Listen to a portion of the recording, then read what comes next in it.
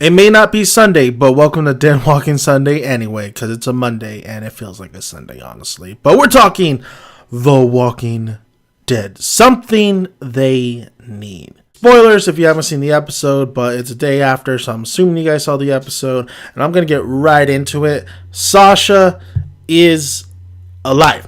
She's alive. They have her captured. I mean, I was looking at an article on Yahoo, and they freaking spoil it on there anyway. Like, they show a picture off from the AMC network, and like she's alive. She's captured. She isn't dead yet. Okay. We had Rick and his gang go where Tara was telling about like how these Amazonian kind of women, the Oceanside kind of women, have all these guns, and we need the guns. Well, let's go take the guns. And she's feeling bad about it, but at the end of this episode, she doesn't feel bad about it.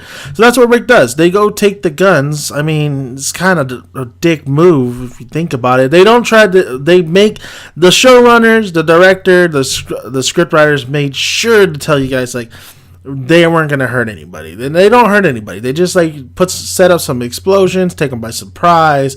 They even have Tara go negotiate to see if they were just willing to give them the guns anyway and come fight the fight. But that's not the case. They get these guns from the Oceanside. I mean, a lot of them want to fight, but a lot of them, like the elder, says, no, we're not fighting. We're not part of this. Just take the guns, go, get out of here. After that, though, we have Sasha being captive, almost getting raped, but then Negan stepping right in and giving his man a little talking to. And when I mean talking to, I mean a knife in his throat.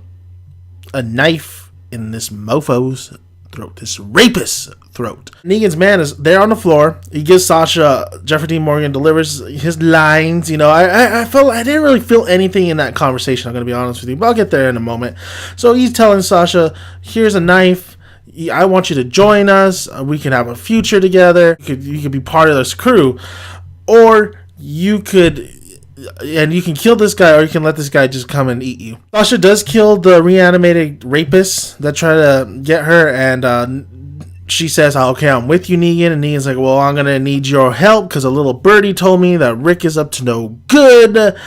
And yeah, I mean, Sasha, it backfires on Sasha. And then Eugene remain just a weenie in this episode. Oh my God, I absolutely cannot stand Eugene in here. I mean, I can, like, he's a funny character, but man, I guess it makes sense for that kind of character to just move on from Rick's group and just go try to survive, honestly.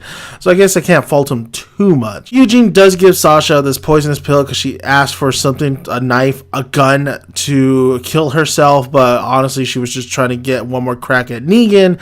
And when Eugene gives her this poison, she's like, fuck, basically. Then we have little tequila weasel Gregory. I mean, Gregory is a real piece of work. Him and Maggie didn't have too much going on in this episode other than he was thinking about killing her, but how can he kill a pregnant woman? Like, his conscience finally got to him. And I liked it. I did like how he kind of like went to the side. He's like shaking it off.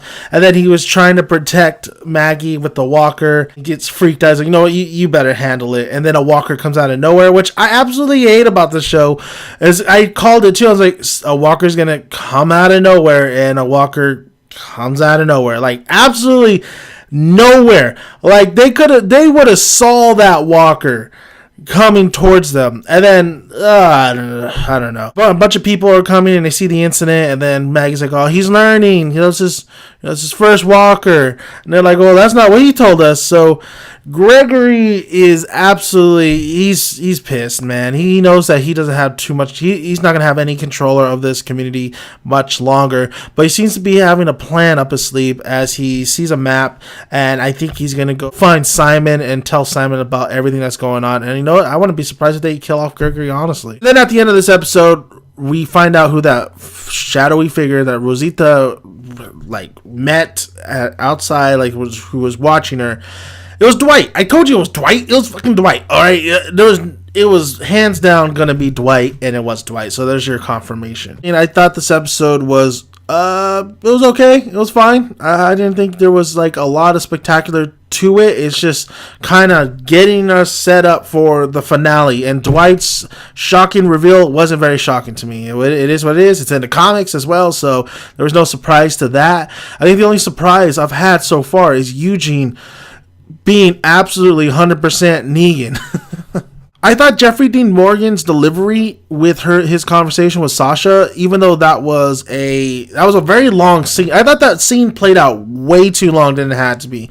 I think it just was it felt filler to me, that whole dialogue, the whole exchange, even though it meant something for Sasha and stuff. But I think because I already know what's going to happen to Sasha, and you guys want to know? You guys want to know what happened? I mean, it's so obvious that she's going to die. Spoilers, if you don't want to hear how. But here I go. Sasha is going to be turned into a zombie. And Negan, using Sasha, they're going to put something over her face, just like Fear the Walking Dead did. And they're going to act like that Sasha's still alive. But when they give Sasha to Rick and his company, Sasha is going to bite down on somebody and infect them. And it might be Rosita, honestly. So, yeah, I mean, I totally know where that's going. So the whole conversation with her and Negan was really filler to me.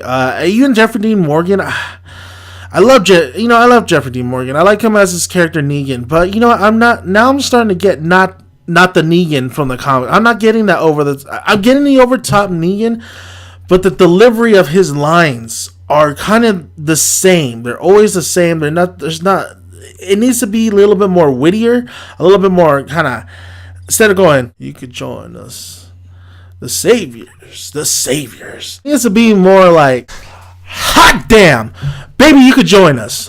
Welcome to the saviors. It needs to be a little bit more enthusiastic. That's my Negan. My Negan's a little bit more over the top, where Jeffrey Dean Morgan is playing it, and it's not working sometimes. It works with Rick. I think it works with certain characters, but it's not working. And then they establish that this guy does not like rape. So there we go. We like Negan because he doesn't like when people rape other people. So Oceanside, it is what it is. I was just thinking the whole episode, like, did we really need Oceanside? Did we really need that Terra episode? I mean, couldn't we just had Rick and company just find another armory just out there while scavenging, instead of taking guns from a community that's not even in the comics? That's like I said, I'm fine with things not being in the comics. That's where I want it to go. But Oceanside isn't very. It's blah to me. It's blah like the Junkyard Kids. I mean, the Junkyard Kids are a little bit weirder, so I guess it's more interesting.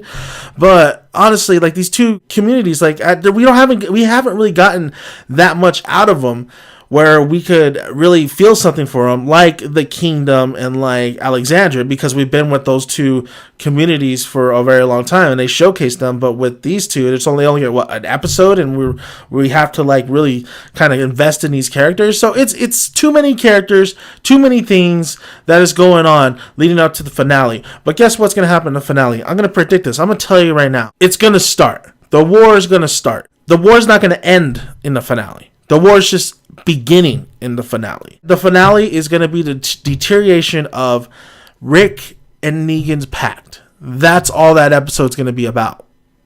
And then there's probably going to be some fighting. There's probably going to be some deaths. There's going to be a death because I think Sasha's getting involved. And Eugene. That's maybe the more interesting thing, was where the fuck Eugene going to be? Eugene is he going to help? Does he have a little plan? I still think like Eugene would have a little plan just in case, but this guy, Eugene, I guess there's no going back. I don't know.